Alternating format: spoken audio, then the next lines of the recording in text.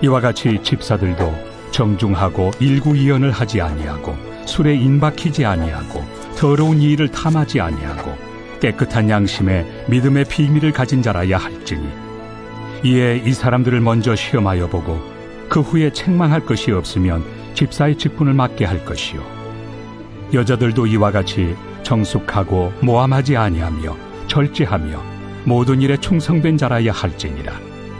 집사들은 한 아내의 남편이 되어 자녀와 자기 집을 잘 다스리는 자일지니 집사의 직분을 잘한 자들은 아름다운 지위와 그리스도 예수 안에 있는 믿음에 큰 탐욕을 얻느니라.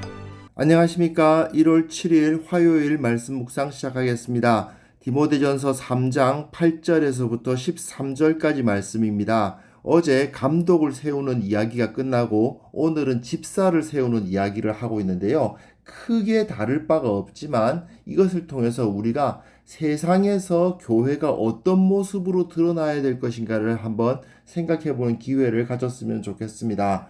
바울은 앞에서 교회의 감독을 세우는 것에 대해서 언급한 이후에 집사를 세우는 것에 대한 이야기를 이어가고 있습니다. 감독은 헬라어로 에피스코포스고요. 집사는 헬라어로 디아코노스입니다.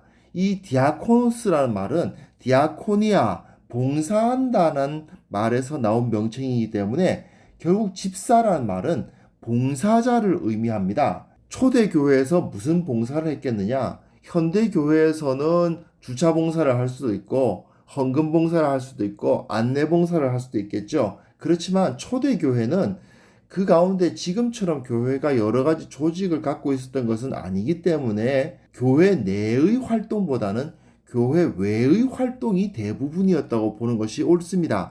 믿지 않는 사람들, 교회 바깥에 있는 사람들에 대해서 사역했던 사람들이 바로 집사들인 거죠. 감독은 교회 내부적인 사람들이고 집사는 교회 외부적인 사람들이다라고 보는 것이 옳습니다. 그래서 감독이 집사를 지휘했다거나 또는 집사들 가운데 뽑혀서 감독이 되었다거나 이렇게 생각하기는 좀 어렵습니다. 이 사람들은 교회 외부적인 활동을 더 집중해서 했던 사람들로서 완전히 다른 직분을 갖고 있었던 거죠. 특히 초대교회에서는 가난한 자들에 대한 구제가 그 사역의 핵심이었습니다. 현대 국가들처럼 복지제도가 잘 갖춰지지 않은 사회에서는 이 교회의 구제 사역이야말로 그 사회에 상당히 강력한 영향력을 끼쳤거든요.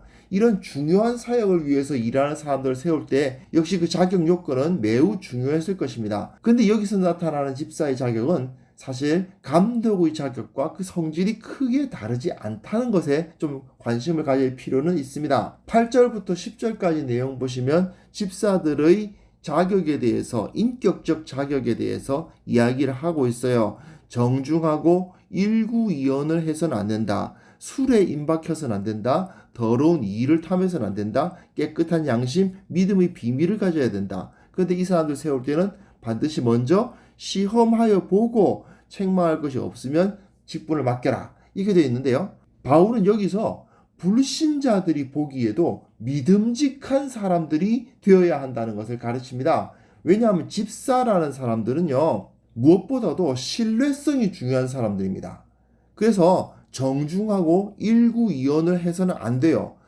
술에 임박해서는 안 된다라고 되어 있는데 3절에 감독의 요건에서도 술 문제가 제시되어 있었던 것으로 봐서 에베소 이 지역에 술 문화에 좀 문제가 있었던 것 같습니다. 여하튼 술을 지나치게 먹는 사람들은 직분을 받을 수 없다라고 가르치고 있죠. 왜 그러냐 하면 이 구제 사역이라는 것은 필연적으로 돈과 연결이 될 수밖에 없습니다. 교회의 재정을 집행하는 사람들인데 이 사람들이 더러운 이득을 탐하는 자들이 된다면 곤란하죠. 교회의 돈을 가지고 자기 배를 불릴 수 있을 만한 위험성이 없어야만 했습니다. 그렇기 때문에 더욱 믿음직함, 신뢰성 있음, 그게 굉장히 중요한 것이었죠. 그러다 보니까 바울은 감독을 세울 때보다 더 조심스럽게 말하고 있습니다. 먼저 시험을 해보고 나서 책망할 것이 없으면 세워라.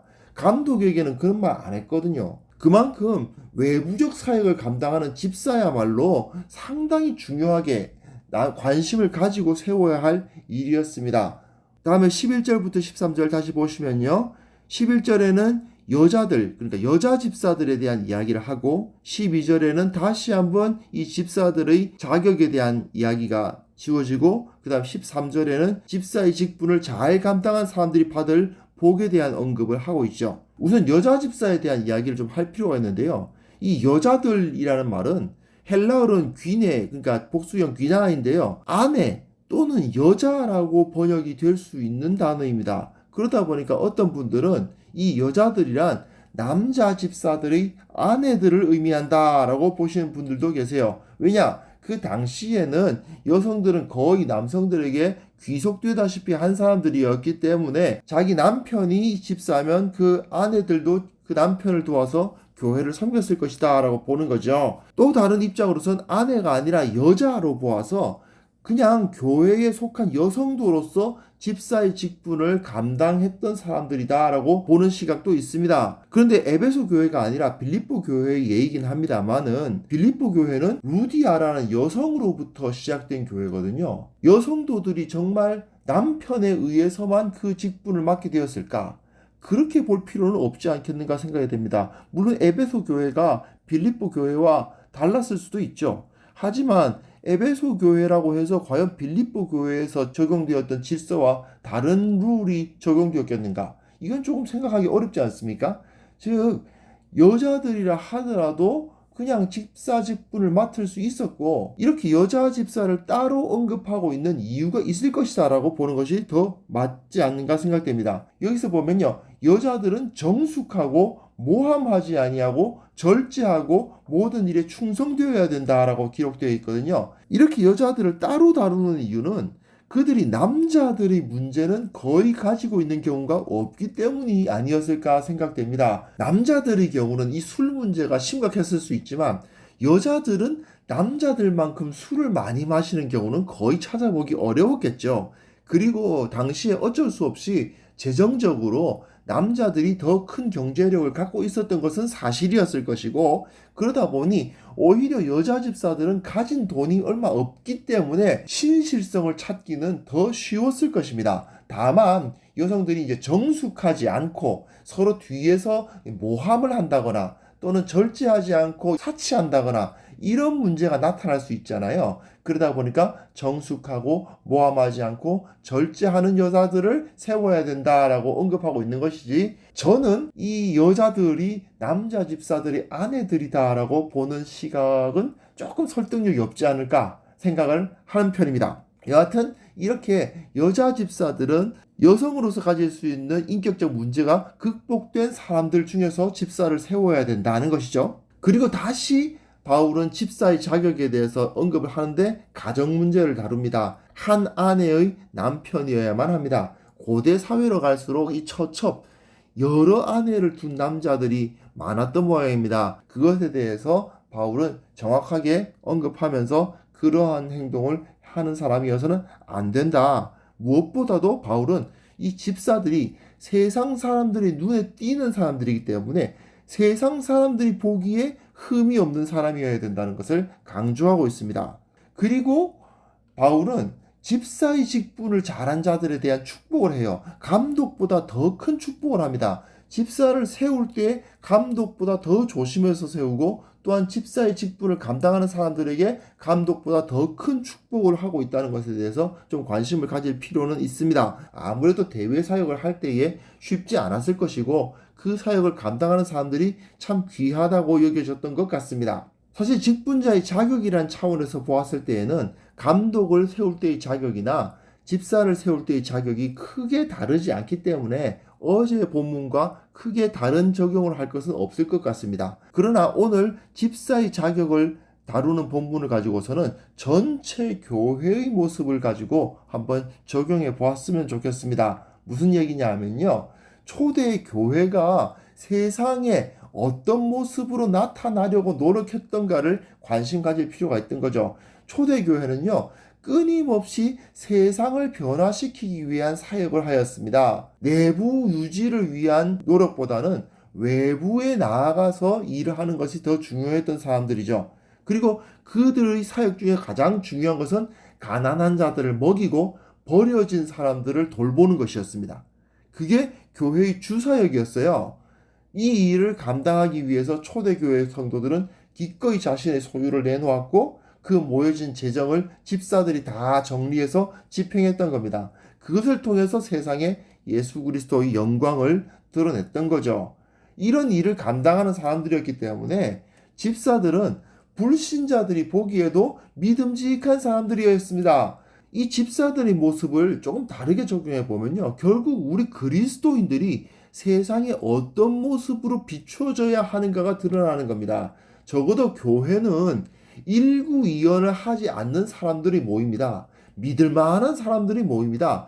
방탕한 사람들이 아니다. 자기들의 가정에 충실한 사람들이다. 이렇게 여겨져야 되는 거죠. 그리고 교회에서도 이런 사람들이 일꾼으로 세워져야 합니다. 그런 사람들이 세상 사람들 앞에 서서 예수 그리스도의 모습을 드러내고 예수를 믿는 사람들은 이런 사람들이다라고 나타내 보여줘야 되는 거죠. 교회가 과연 이런 모습을 세상 가운데 드러내고 있는지를 한번 생각해 보았으면 좋겠습니다. 좀 더 우리가 믿음직한 사람들로 나타나고 다른 사람들을 섬기는 사람들로 나타나고 그리고 그 가정에 충실하고 방탕하지 않은 사람들이라는 그 모습을 세상 가운데 나타내줘야 돼요. 아, 저 사람 예수 믿는 사람들이냐? 아, 그러면은 적어도 방탕하거나 바람 피우거나 그런 일은 전혀 없겠네 라는 생각이 딱 들 정도의 그런 모습이 우리 가운데 나타나야 되지 않겠습니까? 교회가 그렇게 바른 모습을 가지고 우리들 가운데 범죄가 존재하지 않도록 좀 더 우리 자신을 살펴보고 바로 세우는 그런 시간이 되었으면 좋겠습니다. 우리는